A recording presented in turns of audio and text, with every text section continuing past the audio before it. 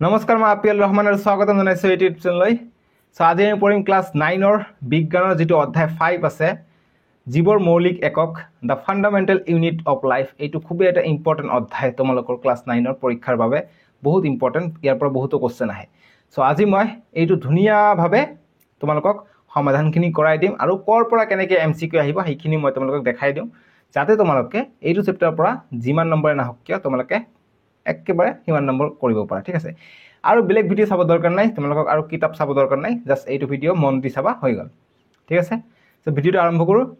তোমালোকৰ ইয়াৰ এইটো চেপ্টাৰৰ কাৰণে কিছুমান ভিতৰত বস্তু দিয়া আছে, যেনেকুৱা আইচটনিক, হাইপাৰটনিক, এইবিলাক বস্তু ইম্পৰ্টেণ্ট। সববিলাকে মই ষ্টেপ বাই ষ্টেপ লৈ আহিছোঁ, তোমালোকৰ পাঠটো বুজাত সহায় হ'ব। আৰু লগতে যিকেইটা কাৰ্যকলাপ থাকিব, এক্সপেৰিমেণ্ট থাকিব, সেইকেইটা মই এইটো ভিডিঅ'ত ধুনীয়াভাৱে তোমালোকৰ আগত দাঙি ধৰিম, যাতে তোমালোকে কিতাপ নোচোৱাকৈ এইটো ভিডিঅ'ৰ পৰা তোমালোকে যথেষ্ট উপকৃত হ'ব পাৰা। ঠিক আছে, তোমালোকে যদি ভিডিঅ'টোত নতুন হোৱা, চেনেলটোত যদি নতুন হয়, ভিডিঅ'টোত নতুন বুলি নকওঁ, কেনেকুৱা কথা এইটো। যদি চেনেলটোত নতুন হয় তেনেহ'লে চেনেলটো ছাবস্ক্ৰাইব কৰি ৰাখিবা, আৰু যদি এতিয়ালৈকে ভিডিঅ'টো লাইক কৰা লাইক কৰি দিবা। বহুতে অলৰেডি ছাবস্ক্ৰাইব কৰা আছে, সকলোকে মই ধন্যবাদ জ্ঞাপন কৰিছোঁ। তোমালোকৰ এইটো চেপ্টাৰৰ কাৰণে যি অনুশীলনী দিয়া আছে, যেনেকুৱা পেজ নম্বৰ 59ত অনুশীলনী দিয়া আছে, অৰ্থাৎ অনুশীলনীটো নহয়, প্ৰশ্নাৱলী। অনুশীলনী লাষ্টত দিয়া আছে। ইয়াত প্ৰশ্নাৱলী দিয়া আছে পেজ নম্বৰ 59ত। 59ৰ প্ৰশ্নাৱলীত 1 নম্বৰ প্ৰশ্ন, এইবিলাক প্ৰশ্ন কিন্তু খুবেই ইম্পৰ্টেণ্ট। এইটো চেপ্টাৰৰ পৰা প্ৰশ্নাৱলী আৰু অনুশীলনীৰ প্ৰশ্নৰ পৰা কিন্তু হুবহু আহিব, গতিকে মনত ৰাখিবা। প্ৰশ্নাৱলীৰ 1 নম্বৰ প্ৰশ্নটো দিছে, চোৱা, যে কোষ কোনে আৰু কেনেকৈ আৱিষ্কাৰ কৰিছিল। আৰু 2 নম্বৰ প্ৰশ্নটো দিছে যে কোষক কিয় গঠনৰ আৰু কাৰ্যৰ মৌলিক একক বুলি অভিহিত কৰা হয়। খুবেই ইম্পৰ্টেণ্ট প্ৰশ্ন, 1 নম্বৰ প্ৰশ্নটো খুবেই ইম্পৰ্টেণ্ট। আমি ধুনীয়াভাৱে এনচাৰখিনি কৰোঁ। 1 নম্বৰ প্ৰশ্নটো যিটো দিছে, ইয়াৰ আমি উত্তৰ কৰিম যে কোষ কোনে আৰু কেনেকৈ আৱিষ্কাৰ কৰিছিল। আমি উত্তৰ কৰিম যে উত্তৰ 1665 খ্ৰীষ্টাব্দত ৰবাৰ্ট হুকে পোনপ্ৰথমে কোষ আৱিষ্কাৰ কৰিছিল। গতিকে কোষ কোনে আৱিষ্কাৰ কৰিছিল যদি MCQটো আহে, MCQত য'ত ৰবাৰ্ট হুক থাকিব সেইটো হৈ যাব এনচাৰ। বুজি পাইছা? এতিয়া তোমালোকে চোৱা যে কেনেকৈ আৱিষ্কাৰ কৰিছিল, আমি এইটো এনচাৰটো কৰিম। লিখিবা যে 1665 খ্ৰীষ্টাব্দত ৰবাৰ্ট হুকে নিজে সাজি ওলোৱা অনুবীক্ষণ যন্ত্ৰৰ সহায়ত এটুকুৰা কৰ্কৰ পাতল ছেট পৰীক্ষা কৰি মৌকোষৰ নিচিনা কিছুমান কোঠালি দেখা পাইছিল। তেওঁ এই কোঠালিবোৰকে কোষ বুলি আখ্যা দিছিল। গতিকে কোৱেশ্চন তোমালোকৰ আহিব পাৰে যে কোষবোৰ দেখাত কেনেকুৱা। গতিকে কোষবোৰ দেখা দিছে মৌকোষৰ নিচিনা। বুজি পাইছা? দেখিছা কেনেকৈ? উত্তৰৰ ভিতৰৰ পৰা কিন্তু MCQ দি দিব। ঠিক আছে, গতিকে বহুত তোমালোকৰ দিগদাৰ আহিব এইবাৰ তোমালোকৰ পৰীক্ষাৰ কাৰণে, কিয়নো যি সেৱাৰ যিটো একাডেমিক কেলেণ্ডাৰ প্ৰকাশ পাইছে তাতে ধুনীয়াভাৱে উল্লেখ কৰা হৈছে অনলি কনচেপচুৱেল বেচিক MCQ কটা হ'ব 50%, অৰ্থাৎ 90 নম্বৰৰ পৰীক্ষা হ'ব তোমালোকৰ। তাৰে 45 নম্বৰ কুৱেশ্চন ডেছক্ৰিপটিভ টাইপৰ হ'ব, 2 নম্বৰ 3 নম্বৰ প্ৰশ্ন আহিব, আৰু যি 45টা প্ৰশ্ন থাকিব এইটো MCQ থাকিব, ফুল্লি কনচেপচুৱেল বেচিকত থাকিব। ঠিক আছে, কনচেপ্ট নাথাকিলে কিন্তু নোৱাৰিবা। আৰু তোমালোকে ইতিমধ্যে হয়তো জানা যে যি 45 নম্বৰ ডেছক্ৰিপটিভ হ'ব, ডেছক্ৰিপটিভ টাইপৰ 45ৰ ভিতৰত তোমালোকক 5 নম্বৰ উঠাব লাগিব, লগতে MCQ যি থাকিব MCQৰ 45 নম্বৰ ভিতৰতো তোমালোকে 5 নম্বৰটো উঠাব লাগিব। কিন্তু যে মই ডেছক্ৰিপটিভ টাইপৰ মই কুৱেশ্চনৰ এনচাৰত মই 45 পাই গ'লোঁ, আকৌ MCQত মই 10 পালোঁ বা 5 পালোঁ, ফেইল কৰিবা। কিন্তু দুটাতে পাছ কৰিব লাগিব, MCQটো পাছ কৰিব লাগিব, ডেছক্ৰিপটিভ টাইপতো পাছ কৰিব লাগিব। ঠিক আছে, তোমালোকে চাবা। কিন্তু বহুতে ষ্টুডেণ্ট নাজানে, অকল MCQ লৈ থাকে, ডেছক্ৰিপটিভবোৰ নাচায়। কিন্তু একচুৱেলি ডেছক্ৰিপটিভবোৰো চাব লাগিব, সেইবিলাকতো পাছ কৰিব লাগিব। ঠিক আছে, দুটা মিলিহে কম্বাইন হ'ব মাৰ্ক, নহ'লে কম্বাইন নহয়। কৰিলোঁ আমি। এতিয়া 2 নম্বৰ প্ৰশ্নটো সমাধান কৰিম। 2 নম্বৰ প্ৰশ্নটো দিছে যে কোষক কিয় গঠনৰ আৰু কাৰ্যৰ মৌলিক একক বুলি অভিহিত কৰা হয়। আমি উত্তৰ কৰিম।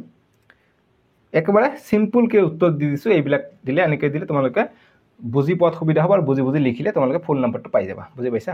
এনচাৰটো কৰিবা যে সকলো জীৱ দেহৰ গঠন কোষৰ দ্বাৰাই হয়, আৰু প্ৰত্যেকটো জীৱিত কোষেৰেই কিছুমান মৌলিক কাৰ্য সমাধা কৰা সামৰ্থ্য আছে। লগতে ই সকলো কোষেৰে বৈশিষ্ট্য, সেইকাৰণে কোষক জীৱদেহৰ গঠন আৰু কাৰ্যৰ মৌলিক একক বুলি অভিহিত কৰা হয়। বুজি পাইছা? জীৱদেহৰ মেইন কথা হ'ল কোষেই হৈছে চব কিছু। ঠিক আছে, আমিয়ে কোষৰ দ্বাৰা গঠিত। কোষ এটা এটাকৈ কোষ লগ লাগি এটা এটা অংগ হৈছে। বুজি পাইছা? আমি নেক্সট পাৰ্টটোত গৈ পাম, ধুনীয়া পাঠ, কলা পাৰ্ট 6। থাকিবা মোৰ লগত, চেনেলটো ছাবস্ক্ৰাইব কৰি ৰাখিবা, আমি একেলগে পঢ়িম, বৰ ভাল লাগিব। ঠিক আছে, যিকি নহওক আমি নেক্সট যাম। এতিয়া তোমালোকৰ প্ৰশ্নাৱলী দিয়া আছে পেজ নম্বৰ 61ত। ঠিক আছে, পেজ নম্বৰ 61ত এতিয়া আমি প্ৰশ্নাৱলীকেইটা চাম। প্ৰশ্নাৱলী 1 নম্বৰ প্ৰশ্ন দিছে যে কাৰ্বন ডাই অক্সাইড অৰ্থাৎ CO2 কাৰ্বন ডাই অক্সাইড মানে হচ্ছে CO2 ঠিক আছে CO2 আৰু পানীৰ দৰে পদাৰ্থবিলাক কোষৰ ভিতৰলৈ বা বাহিৰলৈ কেনেদৰে চলাচল কৰে আলোচনা কৰা আৰু 2 নম্বৰ প্ৰশ্নটো দিছে যে কোষ আৱৰণখনক কিয় অৰ্ধবেদ্য আৱৰণ বুলি আখ্যা দিয়া হয় খুব ইন্টাৰেস্টিং প্ৰশ্ন এই দুটা 2 নম্বৰ প্ৰশ্নটো ইম্পৰ্টেন্ট তোমালোকৰ পৰীক্ষাৰ কাৰণে 2 নম্বৰ আহিব পাৰে ডেসক্ৰিপটিভ টাইপৰ আহিব 1 নম্বৰ প্ৰশ্নটো আমি সমাধান কৰিম কোৱেশ্চনটো আকৌ এবাৰ পঢ়ি দিওঁ যে কাৰ্বন ডাই অক্সাইড আৰু পানীৰ দৰে পদাৰ্থবিলাক কোষৰ ভিতৰলৈ বা বাহিৰলৈ কেনেদৰে চলাচল কৰে আলোচনা কৰা আমি উত্তৰ কৰিম যে আমি জানো যে পদাৰ্থবোৰ সদায় তাৰ উচ্চ ঘনত্ব অঞ্চলৰ পৰা নিম্ন ঘনত্ব অঞ্চললৈ স্বতঃস্ফূৰ্তভাৱে গতি কৰি থাকে তেতিয়া কোষৰ বাহিৰৰ পৰিৱেশত কাৰ্বন ডাই অক্সাইডৰ গাঢ়তা কম আৰু কোষৰ ভিতৰত কাৰ্বন ডাই অক্সাইডৰ গাঢ়তা বেছি হয় তেতিয়া কোষ এটাৰ ভিতৰ আৰু বাহিৰৰ কাৰ্বন ডাই অক্সাইডৰ তাৰতম্য ঘটে তেতিয়াই কোষৰ ভিতৰ কাৰ্বন ডাই অক্সাইড উচ্চ গাঢ়তা অঞ্চলৰ পৰা নিম্ন গাঢ়তা অঞ্চললৈ ব্যাপন প্ৰক্ৰিয়াৰে ওলাই আহে গতিকে আমি জানো যে যেটো গাঢ়তা বেছি থাকে যদি বাহিৰৰ গাঢ়তা কম থাকে ভিতৰৰ গাঢ়তা যদি বেছি থাকে ভিতৰৰ পৰা কি বাহিৰলৈ ওলাই আহিব আৰু যদি বাহিৰৰ গাঢ়তা বেছি থাকে ভিতৰত সোমাই যাব যদি ভিতৰত কম থাকে ঠিক আছে গাঢ়তাৰ খেল এইবিলাক বুজি পাইছা ইমানখিনি পঢ়িলো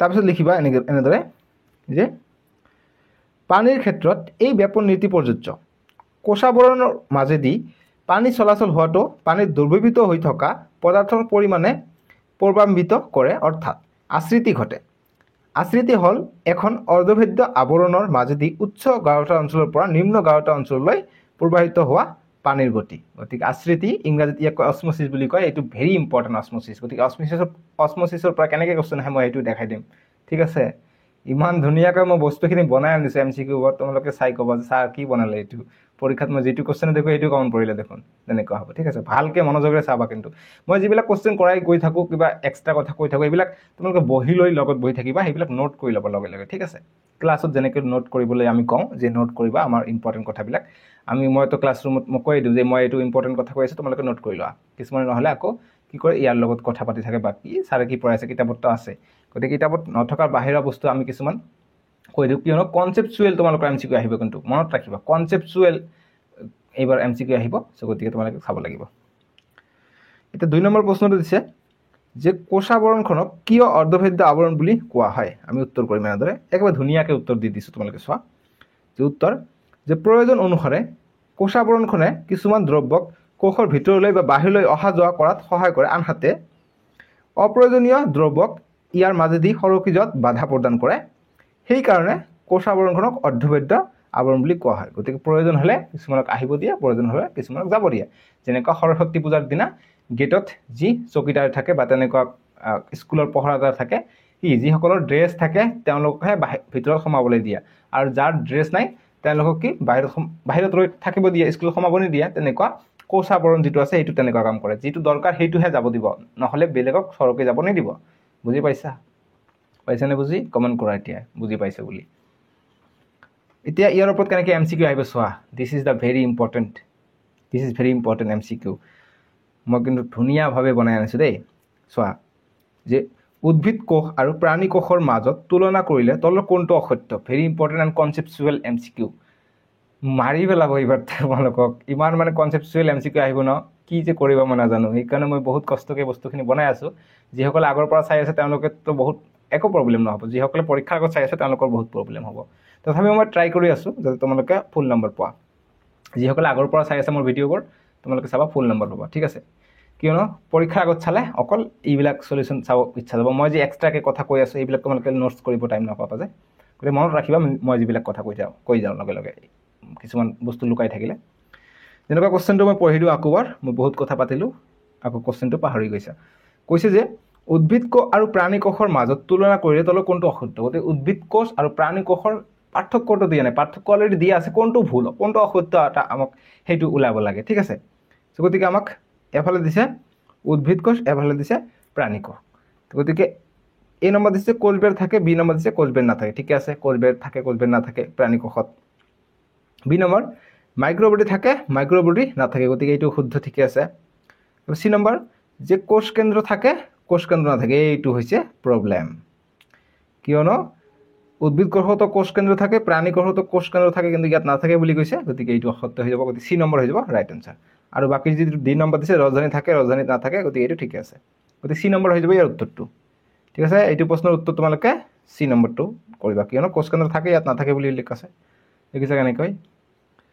2 নম্বৰ প্ৰশ্ন, যে উদ্ভিদৰ শিপাই পানী শোষণ কৰা প্ৰক্ৰিয়াটো কিহৰ উদাহৰণ? গতিকে দেখিছা, উদ্ভিদৰ শিপাই যে পানী শোষণ কৰিছে ভাই, জিন্দা থকাৰ কাৰণে কৰিছে, আকৌ কিহৰ উদাহৰণ এটা আমাক সুধিছে।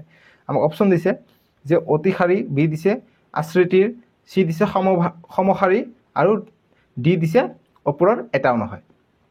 চ' গতিকে অতিশাৰী, আশ্ৰিতি, সমশাৰী কি আমাক ওলাব লাগিব। চ' আশ্ৰিতি হৈছে অসমোচিছ, মানে বেছি ঘনত্বৰ পৰা কম ঘনত্বলৈ ব্যাপন হয়। ঠিক আছে, এইটো হৈছে আশ্ৰিতি। আৰু সমশাৰী মানে কি, যি ঘনত্বৰ দুটা বাহিৰৰ আৰু ভিতৰৰ কোষৰ ভিতৰত ঘনত্বৰ পৰিৱৰ্তন একো নাই, সমান, তাকে আমি কওঁ সমশাৰী বুলি কওঁ। আৰু যি অতিশাৰী আছে, অতিশাৰীটো কেনেকুৱা ধৰণৰ, যেটা হাইপোটনিক বুলি কয়। হাইপোটনিক কেনেকুৱা, বাহিৰৰ পৰিৱেশত অকণমান বেছি থাকে ঘনত্বটো, ভিতৰৰ পৰিৱেশত কম থাকে, গতিকে এইটো হাইপোটনিকৰ সহায়ত বাহিৰৰ পৰা ভিতৰলৈ আহে, সেইটোকে হাইপোটনিক। আৰু পাৰ কথাটো মনত ৰাখে, পাৰ মানে কোষৰ ভিতৰত বেছি থাকে বাহিৰত কম থাকে, সেইকাৰণে কোষৰ ভিতৰত পৰা ওলাই যায় পানী, সেইটোকে হাইপাৰটনিক।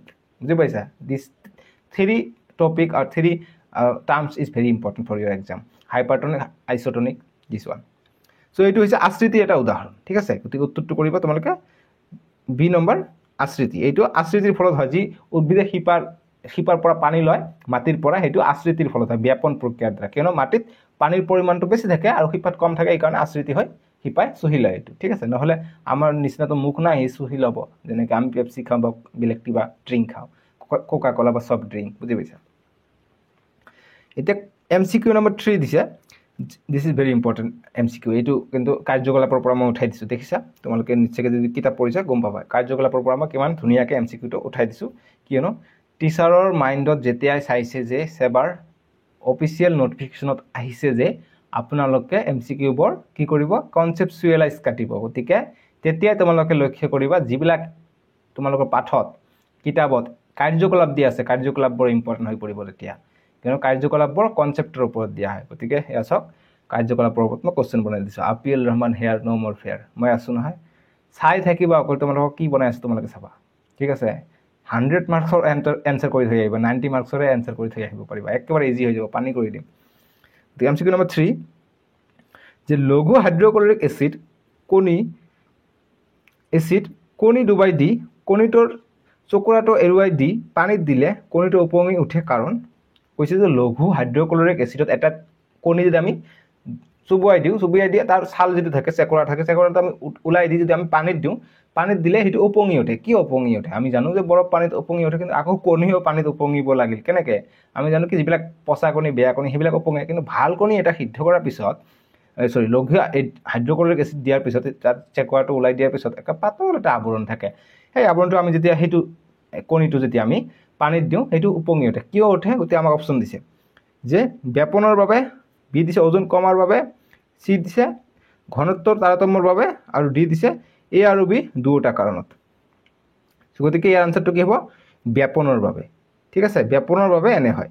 ঘনত্বৰ তাৰতম্যৰ বাবে ঠিকে আছে, কিন্তু এইটো দিব লাগিছিল যে কণীৰ ঘনত্ব কম হৈ যায় আৰু পানীৰ ঘনত্ব বেছি হৈ যায়, এইকাৰণে উপঙে। এনেকৈ দিলে চি হ'লে হয়, মানে চি অপশ্যন ৰাইট হ'লে হয়, কিন্তু আমাৰ ব্যাপনৰ বাবে মেইনলি হয়, ব্যাপনৰ বাবে এইটো হয়। ঠিক আছে, গতিকে চি এ হৈ যাব ইয়াৰ শুদ্ধ উত্তৰটো। MCQ নম্বৰ 3 এ হৈ যাব শুদ্ধ উত্তৰ। ঠিক আছে, তাৰপিছত পেজ নম্বৰ 63 তোমালোকৰ প্ৰশ্নাৱলী দিয়া আছে, তোমালোকে চোৱা প্ৰশ্নাৱলী, যে প্ৰকোষ কেন্দ্ৰীয় কোষ আৰু সংকোচ কেন্দ্ৰীয় কোষৰ মাজত ব্যাখ্যানমূলক পাৰ্থক্য দাঙি ধৰি তলৰ তালিকাখন পূৰ কৰিবলৈ কৈছে।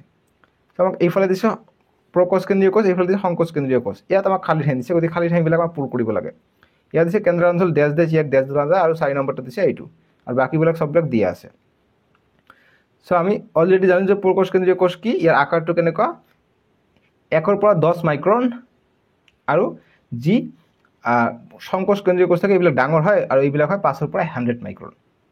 ঠিক আছে, আৰু যি 2 নম্বৰ দিছে, ইয়াত খালী ঠাই দিছে যে কোষৰ কেন্দ্ৰাঞ্চল, আমি ইয়াত প্ৰথম ওপৰত লিখিম যে স্পষ্টকৈ পৰিলক্ষিত নহয়, কিয়নো সংকোচ কেন্দ্ৰীয় কোষে, অৰ্থাৎ ইউকেৰিয়ট আৰু প্ৰকেৰিয়ট, ইউ দি নিউক্লিয়াছ মনে ৰাখিবা, যে ইউকেৰিয়ট মানে নিউক্লিয়াছ থাকে, আৰু প্ৰকেৰিয়ট মানে নিউক্লিয়াছ নাথাকে, নিউক্লিয়াছ নাথাকে।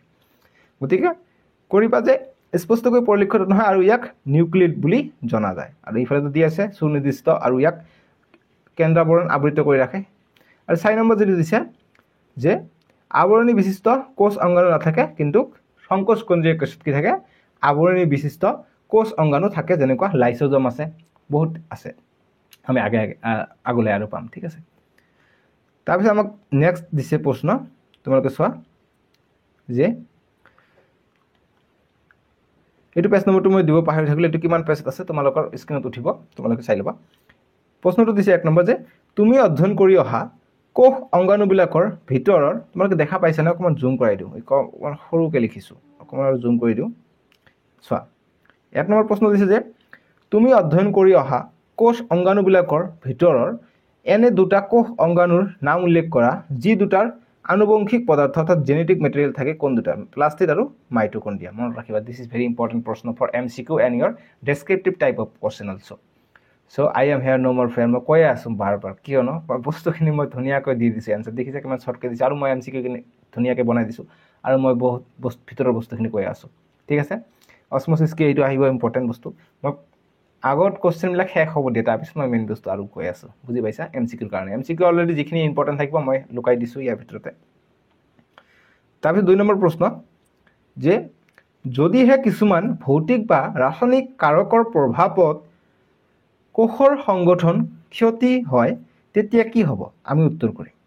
যদি ক্ষতি হয়, যে কোনো ভৌতিক বা ৰাসায়নিক প্ৰভাৱত কোষৰ ক্ষতি হয়, মানে আমি এটা গছ এটা আছে, আমি ভুলতে আমি কি দুষ্ট ল'ৰাবিলাক থাকে নহয়, এটা গছৰ কি ডালটো স্কুলৰ পৰা গছৰ ডালবিলাক ভাঙি দিলে, গতিকে ক্ষতি হ'ল নহয় কোষৰ, তেতিয়া কি হয়, আমাক উত্তৰ বিচাৰিছে আমাৰ পৰা, ইম্পৰ্টেণ্ট, যিহেতু তোমালোকে ভাঙি থকা গছৰ ডালবোৰ তোমালোকৰ পৰা এতিয়া উত্তৰ বিচাৰিছে, উত্তৰ দিয়া।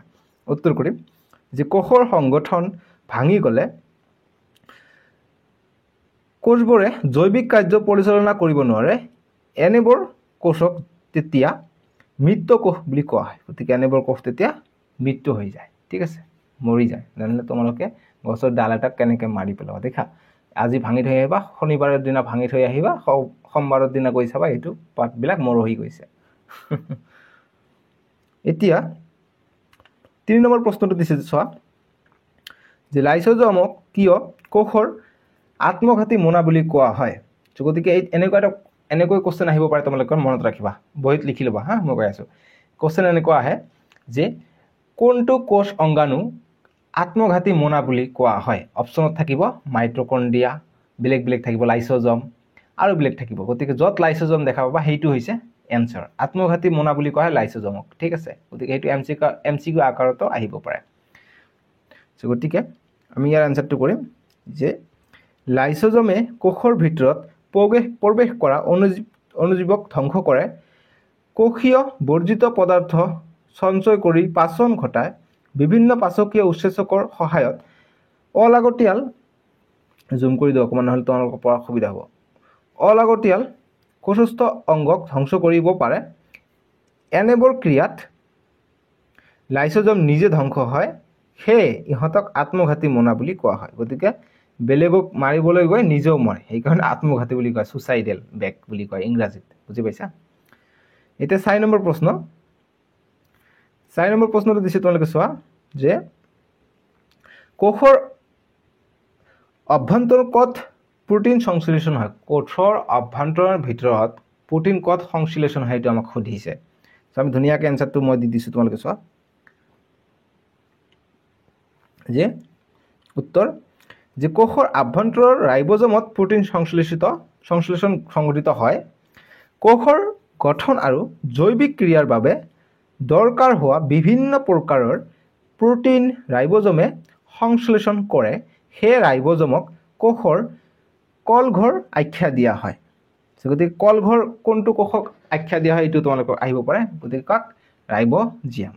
मुझे पैसा समझ में आए आपको, आपको समझ में आए कि नहीं। आपका हिंदी सॉरी आपका इलेक्टिव सब्जेक्ट क्या है मुझे कमेंट करके जरूर बताइएगा, ठीक है। क्लास 8 तक तो आपका सबका हिंदी था, आप क्या क्या लिया है, आपने हिस्ट्री लिया, किसी ने इलेक्ट्रिक सब्जेक्ट एडवांस मैथ लिया, कौन क्या लिया मुझे कमेंट करके ज़रूर बताइएगा, ठीक है। और कौन कौन हिंदी लिया है वो हमें कमेंट करके ज़रूर बताइए, क्योंकि हम हिंदी अच्छे से आता है, थोड़ा थोड़ा आता है, लेकिन हमको हिंदी में ज़्यादा नॉलेज है, ठीक है। तो हम हिंदी का जो इलेक्टिव है वही सिर्फ देंगे, बाकी एडवांस मैथ जो कुछ भी है ये हम नहीं देने वाले, क्योंकि हमारे पास किताब भी नहीं है, हमारे स्कूल में एडवांस मैथ भी नहीं है, तो हम कभी नहीं सिखाया, उसके बारे में हम नहीं पता, ठीक है। और हम ट्यूशन भी नहीं पढ़ाते, क्योंकि आप लोगों को फ्री पढ़ाना है ना, क्यों ट्यूशन पढ़ाएंगे भाई। लाइक करिबा ভিডিওটো, ফ্রিতে পড়াই আছে, ঠিক আছে, কোনো টিউশন করা মোৰ মোটিভ নাই, ফ্ৰিতে পড়াম। তাৰপিছত অনুশীলনী দিয়া আছে, এতিয়া অনুশীলনী 1 নম্বৰ প্ৰশ্ন দিছে যে উদ্ভিদ কোষ আৰু প্ৰাণী কোষৰ মাজত তুলনা কৰা আৰু কি কি ক্ষেত্ৰত উদ্ভিদ কোষ এটা প্ৰাণী কোষৰ সৈতে পৃথক উল্লেখ কৰা। ধুনীয়াকৈ মই তোমালোকৰ এইটো কোৱেশ্চন এনসাৰ উত্তৰ দি দিছোঁ, তোমালোকে চোৱা। এইফালে দিছোঁ মই উদ্ভিদ কোষ, জুম কৰি দিওঁ অকণমান, এইফালে দিছোঁ উদ্ভিদ কোষ, এইফালে দিছোঁ প্ৰাণী কোষ। উদ্ভিদ কোষত কোষবেৰ থাকে আৰু প্ৰাণী কোষত নাথাকে। উদ্ভিদ কোষত প্লাষ্টিক পোৱা যায়, প্ৰাণী কোষত প্লাষ্টিক পোৱা নাযায়। তাৰপৰা 3 নম্বৰ দিছোঁ যে ৰজধানীৰ আকাৰ ডাঙৰ আৰু ৰজধানীৰ আকাৰ সৰু, বাছ চিম্পল ইজ দ্যাট, সহজ। গতিকে তোমালোকৰ সুবিধাৰ কাৰণে মই উদ্ভিদ কোষ দি দিছোঁ। উদ্ভিদ কোষত আৰু বহুত ভেকুল থাকে, প্ৰাণী কোষত নাথাকে। আকৌ উদ্ভিদ কোষত কি থাকে, ক্লৰ'প্লাষ্ট থাকে, ঠিক আছে, কিন্তু প্ৰাণী কোষত ক্লৰ'প্লাষ্ট থাকে নেকি?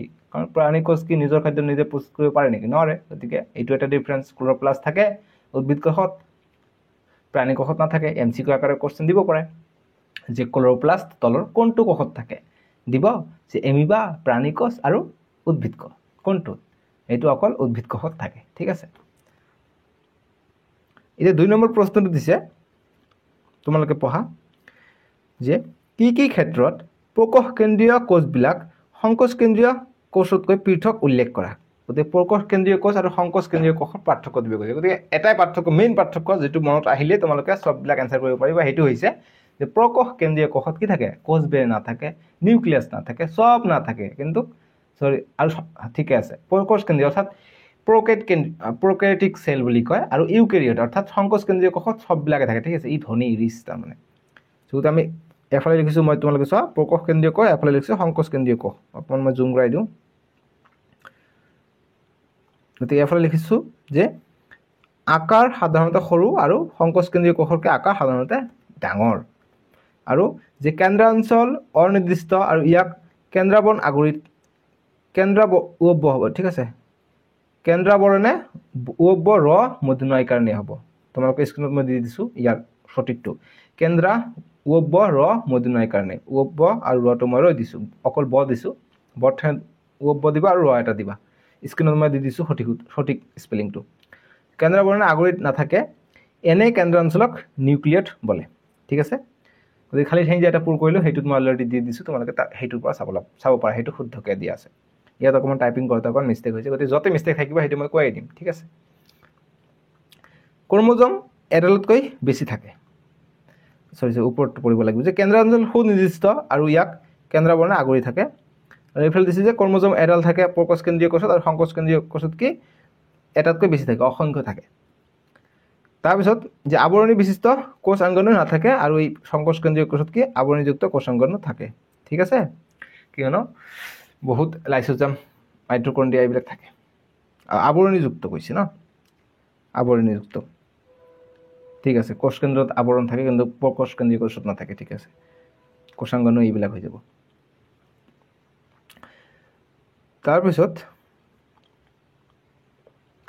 3 নম্বৰ প্ৰশ্ন যে কোষ আৱৰণখন ফাটি গ'লে কি হ'ব। কৈছে কোষ আৱৰণবোৰ যদি ফাটি যায় কি হ'ব।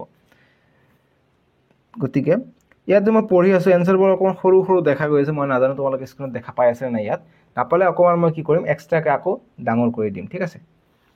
উত্তৰটো পঢ়িম আমি ইয়াৰ যে কোষ আৱৰণখন ফাটি গ'লে কি হয়, ঠিক আছে। 24 মিনিট হৈ গ'ল, বাপৰে ভিডিঅ'টো ইমান দীঘল হ'ল।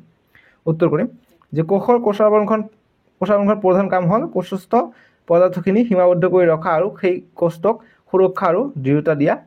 কোষ আৱৰণখন ফাটি গ'লে আবদ্ধ কোষ পোষৰখিনি বিক্ষিপ্ত হৈ পৰিব আৰু শেষত এনে কোষৰ মৃত্যু হ'ব। 4 নম্বৰ প্ৰশ্নটো দিছে, অকণমান জলদি যাওঁ, কম সময়ত শেষ কৰিব লাগিব। 4 নম্বৰত দিছে যে কোষ এটাত যদি গলগি সংঘ নাথাকে তেন্তে কোষৰ জীৱনত কি প্ৰভাৱ পৰিব। আমি উত্তৰ কৰিম যে গলগি সংঘই সংশ্লিষ্ট প্ৰটিন আৰু বিভিন্ন উৎসেচক সঞ্চয় কৰি ৰাখে। ইহঁতেই লাইচোজম আৰু বৰ্জিত ৰজধানীৰ সৃষ্টি কৰে। কোষ বিভাজনৰ অন্তত কোষবেৰ গঠনত সহায় কৰে। গতিকে গলগি সংঘ কোষত নহ'লে এইবোৰ কাৰ্যত বাধা হ'ব আৰু শেষত কোষটো মৰি হৈ যাব গতিকে ইম্পৰ্টেণ্ট বস্তু সেইকাৰণে গলগী সংঘ ইম্পৰ্টেণ্ট কোষ এটাত এতিয়া 5 নম্বৰ প্ৰশ্ন যে কোনটো কোষ অংগাণুক কোষৰ শক্তিৰ ভঁৰাল বুলি আখ্যা দিয়া হয় আৰু কিয় আমি উত্তৰ কৰিম যে মাইটোকণ্ড্ৰিয়াক কোষৰ শক্তিৰ ভঁৰাল বুলি কোৱা হয় শ্বসনত প্ৰয়োজন হোৱা উৎসেচক প্ৰস্তুত কৰাৰ লগতে খাদ্য বস্তুত নিহিত হৈ থকা শক্তি জাৰণ ক্ৰিয়াৰ দ্বাৰা মুক্ত কৰি মাইটোকণ্ড্ৰিয়াৰ সিহঁতৰ দেহত থকা এটিপি নামৰ কণাবোৰত সঞ্চয় কৰি ৰাখে সেইবাবে মাইটোকণ্ড্ৰিয়াক শক্তিৰ ভঁৰাল বুলি কোৱা হয় গতিকে এমচিকিউ আহিব যে তলৰ কোনটো শক্তিৰ ভঁৰাল অপশ্যন থাকিব লাইসোজম মাইটোকণ্ড্ৰিয়া নিউক্লিয়াছ তাৰপিছত ক্লোৰোপ্লাষ্ট এইবিলাক থাকিব গতিকে কোনটো হ'ব মাইটোকণ্ড্ৰিয়া শক্তিৰ ভঁৰাল এতিয়া 6 নম্বৰ প্ৰশ্ন দিছে যে কোষাৱৰণখন গঠনৰ বাবে লাগতিয়াল লিপিড আৰু প্ৰটিনবিলাকত সংশ্লেষিত হয় গতিকে উত্তৰ কৰিম যে লিপিডবোৰ কোষৰ অন্তঃপ্ৰসৰীয় জালিকাত আৰু প্ৰটিনবোৰ ৰাইবোজমত সংশ্লেষিত হয় এইটো এমচিকিউ আকাৰে আহিব পাৰে ঠিক আছে চাবা যে যি লিপিড আছে লিপিড কত সংশ্লেষিত হয় গতিকে লিপিডবোৰ হয় অন্তঃপ্ৰসৰীয় জালিকাত হয় আৰু যি ৰাইবোজম থাকে ৰাইবোজমত প্ৰটিনবিলাক সংশ্লেষিত হয় এটা 7 নম্বৰ প্ৰশ্নটো ইম্পৰ্টেণ্ট প্ৰশ্ন যে এমিবাই কিদৰে আহৰণ কৰে যি আমাৰ সিউডোপডিয়া আছে ঠিক আছে ফলছ ফিড কিট পদ্ধতি থাকে সেইটো ইম্পৰ্টেণ্ট এটো মেট্ৰিকতো আহে এইবিলাক পৰীক্ষা ক্লাছ 10 ৰ ফাইনেলতো আহে এমিবাৰ বিষয় 7 নম্বৰ প্ৰশ্ন যে এমিবাই কিদৰে আহাৰ গ্ৰহণ কৰে এটো ক্লাছ 9 ৰ বাবে ইম্পৰ্টেণ্ট 10 ৰ বাবে ইম্পৰ্টেণ্ট গতিকে পঢ়িবা দিস ইজ ভেৰি ইম্পৰ্টেণ্ট উত্তৰ যে এমিবাৰ পুষ্টি পূৰ্ণগ্ৰাসী খাদ্য গ্ৰহণত এমিবাই ইয়াৰ চাৰিওফালে কিছুমান কুটপদ গঠন কৰে আৰু শেষত চাৰিওফালৰ পৰা অহা কুটপদে ইয়াৰ খাদ্য পিয়ালত আবদ্ধ কৰি লয় এমিবাই এনে ধৰণে খাদ্য গ্ৰহণ কৰা প্ৰক্ৰিয়াক ফেগচাইটোসিস বোলে এমিবাৰ পাচন ক্ৰিয়া অন্তঃকোষীয় এটো ইম্পৰ্টেণ্ট আছে যে এমিবাৰ এমচিকিউ টাইপৰ আহে যে এমিবাৰ তলৰ কোনটো এমিবাৰ পাচন প্ৰক্ৰিয়া গতিকে আন্তঃকোষীয় থাকিব অন্তঃকোষীয় বাহিৰা ভিতৰা আৰু বেলেগ থাকিব গতিকে অন্তঃকোষীয় মনত ৰাখিব অন্তঃকোষীয় এটা 8 নম্বৰ প্ৰশ্নটো ইম্পৰ্টেণ্ট আশ্ৰিতি কি গতিকে উত্তৰ কৰিম যে আশ্ৰিতি হল এখন অৰ্ধভেদ্য আৱৰণৰ মাজেদি উচ্চ গাঢ়তা অঞ্চলৰ পৰা নিম্ন গাঢ়তা অঞ্চললৈ প্ৰবাহিত হোৱা দ্ৰব্যৰ গতি 9 নম্বৰ প্ৰশ্ন এটা আমাক পৰীক্ষা কৰিব দিছে যে আশ্ৰিতিৰ বাবে তলৰ পৰীক্ষাটো কৰি চোৱা গতিকে ক নম্বৰ দিছে যে বাকলি গুছোৱা আলুগুটি চাৰিওফালে লোৱা বাকলি গুছোৱা আলুগুটি চাৰিওফাল লোৱা আৰু প্ৰত্যেক টুকুৰাৰ মাজৰ অংশ এৰুৱাই একোটা পিয়লৰ নিচিনা কৰি লোৱা ইয়াৰে টুকুৰা সিজাই লোৱা আলুৰ পৰা লবা এটুকুৰা সিজাই লোৱা আলুৰ পৰা লব কৈছে ওকে এতিয়া ক খ গ দিব কৈছে আৰু ক পিয়ালটো খালি ৰাখিব কৈছে বি টোক এই আলুটোত অকমান শৰ্কৰা দিব কৈছে আৰু সি টোত এচামুচ নিমখ দিব কৈছে আৰু ডি টোত সিজোৱা আলু দিব কৈছে সিজোৱা আলু আৰু চেনি দিব কৈছে এটাত অকল আলু ৰাখিছো এটাত আলুৰ লগত নিমখ দিছো এটা আলুৰ লগত চেনি দিছো আৰু আন এটা সিজা আলুৰ লগত আমি চেনি দিছো হেইটো কৈছে ন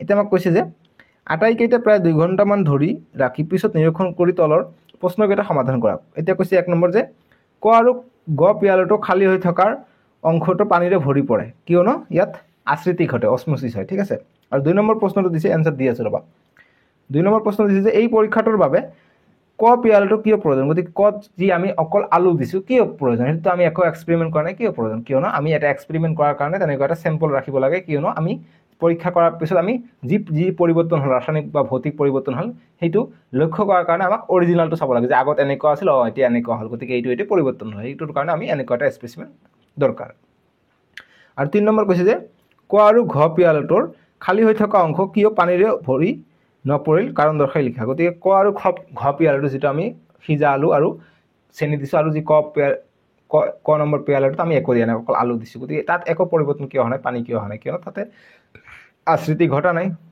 ঘনত্ব কম বেছি হয় নাই কেনে আশ্ৰিতি ঘটা নাই গতিকে আমি তোমালোকে 1 নম্বৰ উত্তৰটো এনেদৰে লিখিবা যেহেতু ক আৰু খ পিয়ালটোত পানী আৰু নিমখ দিয়া হৈছিল আশ্ৰিতি অৰ্থাৎ অসমোসিসৰ বাবে পানীৰে ভৰি পৰিল আৰু 2 নম্বৰটো দিবা যে পৰীক্ষাটোৰ মান নিৰূপণৰ ৰটো এটা কাটি দিব ঠিক আছে মই টাইপ কৰোতে এটা এক্সট্ৰা আছে যে পৰীক্ষাটোৰ মান নিৰূপণ কৰিবলৈ ক পিয়ালটো প্ৰয়োজন ইয়াৰ দ্বাৰা পৰীক্ষাটোত ঘটা পৰিৱৰ্তন লক্ষ্য কৰিব পাৰি আৰু 3 নম্বৰ যেটো প্ৰশ্ন দিছে ইয়াৰ উত্তৰ কৰিব যে গাঢ়তাৰ পাৰ্থক্য নথকাৰ বাবে এনে হয় কি কৰিছো এইটো নো